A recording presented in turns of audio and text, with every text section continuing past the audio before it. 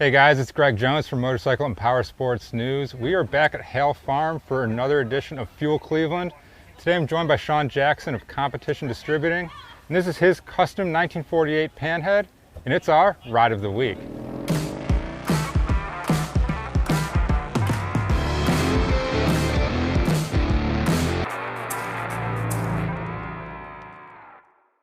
Sean, thanks so much for giving us a little bit of time no here problem, man. on setup day for another Fuel Cleveland.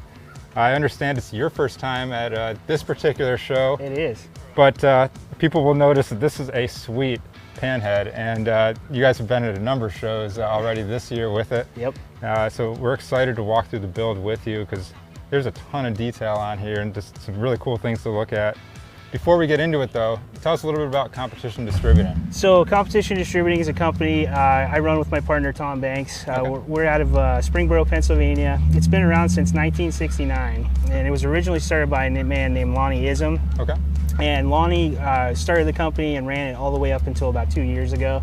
So the company's been around for a long time, and we deal primarily in 1910 and 1936 Harley-Davidson, Indian, Flying Mercurial, Excelsior, that kind of stuff. Okay. But we're primarily in that vintage market, the old classic motorcycles. Yeah, very cool stuff. Yeah, it's cool. And like we were just saying here, you got the 48, so it's got a vintage bike here that's all modernized and redone.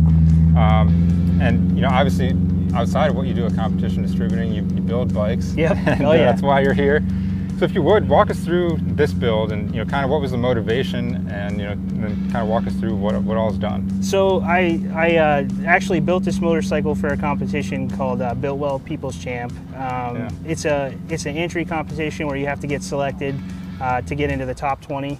And then it actually gets voted down to the top 6 and then the finalist through voting online. So they call it the People's Champ because it's actually voted on by the people. Yeah. So I found out I got in last year around November-ish.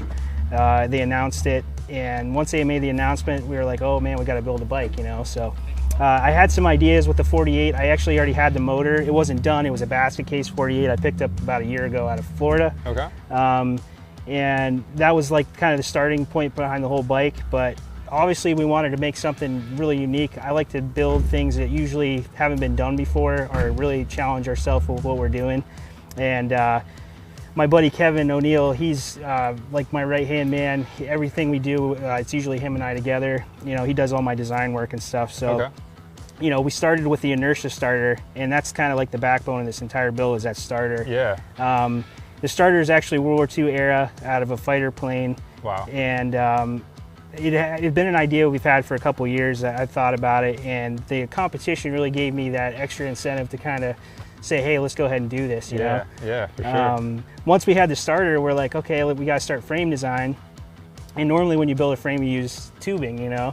And I was clicking around on the internet one day, and I found an ad for like a shop chair, and I saw that it was a flat plate. And I was like, man, that'd be really cool. So I ran it by my buddy Kevin. I was like, hey, what if we did a frame out of plate? And he's like, yeah, we could do that. So we actually modeled the frame off of a 48 Panhead chassis, a regular stock chassis, raised the rear axle plates up 2 inches to get the bike nice and low. We wanted a single down tube look, so it had, you know, the real thin, and everything was exposed because we wanted the bike to be extremely mechanical. Yeah, and the crazy thing about this whole bike, so everything on it's pretty much stainless steel, like the frame wise. So even the hardware that's black, that's actually all 304 coated stainless. And it's all two-piece bolt together, except the rear portion, there's a third member in there, and that adds a bunch of rigidity in the back end, kind of braces it up. And then the actual mounts for like the axles, the outside of the frame, the motor mounts, it's all done with aluminum, and it's all standoffs. You know, obviously it's a modernized bike, but I still wanted to bring like vintage styling to it. So we ended up doing a reverse trailing link. That's actually a hill climb front end. And it's just a bigger version of what Harley used to run on their DAH hill climbers. And we just made our own version of it, made it bigger. That's all 304 stainless. Made the handlebars like the board, the hill climber handlebars, and kind of gave it that short bobby hill climber look. That's awesome. Yeah, it worked out pretty well, you know. Sean, it's a gorgeous bike.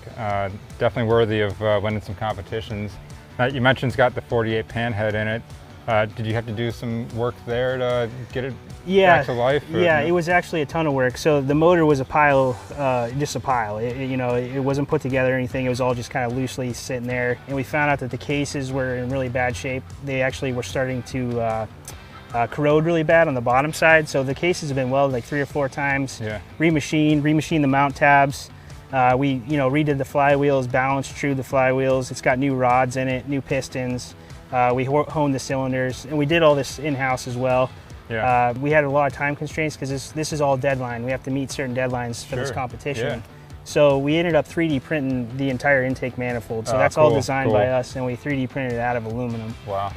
So that everything you see there, like I said, we made all that. Yeah. And I mean, Sean, this is one of those bikes. I mean, you can look at this thing for days and probably keep finding cool little things.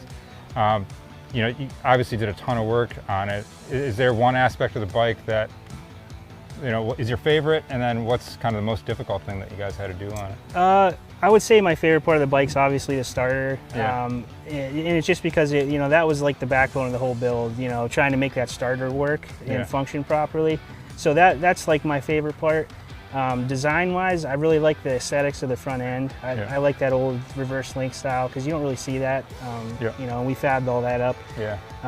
But I would say the most challenging thing was probably fabrication of the tanks. I was having a lot of problems with the tanks, and then just getting the inertia starter. I had to machine all this stuff to make that work, and Kevin had to do all the math and design the gearing to make it actually fire the motor over. So that was definitely a tough part of the build. Yeah. Well, Sean, we appreciate you walking us through it. Yeah, no problem. Man. Awesome to get a chance to see it. Guys, we appreciate you all watching this episode of Ride of the Week. Make sure you're checking out everything Sean's doing at Competition Distributing. And as always, make sure you're checking out Motorcycle and Powersports News for more motorcycle and powersports content. Thanks for watching. We'll see you next time.